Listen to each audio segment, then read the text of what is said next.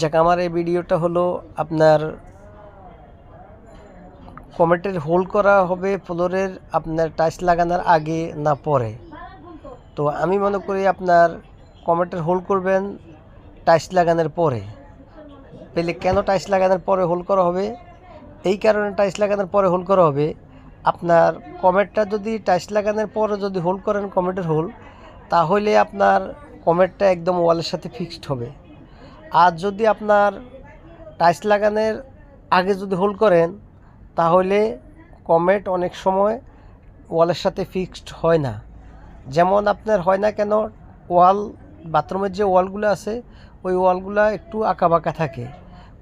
কোথায় দেখবেন যে আপনার ওয়ালে 1.5 ইঞ্চি টাইলস বালু খাইছে, কোথাও 1 ইঞ্চি বালু খাইছে, কোথাও 2 ইঞ্চি বালু খাইছে, কোথাও 2.5 ইঞ্চি বালু খায় ওয়ালে। তো আপনার তার কারণে আপনার মিল খায় না। যেমন কমেটের হোল যদি আপনি আগে করেন তাহলে আপনার পরবর্তীতে মনে করেন মিল খায় না, হয়তো গ্যাপ হয়েছে পিছিয়ে দিই, নইলে একবারে মানে একদম কঠিন টাইটভাবে লাগে, এই অবস্থা হয়। তো আকপিস হয়ে যায়। আর যদি আপনার টাইস করার পরে যে হোলটা করা হয় তাহলে আকপিস হয় না।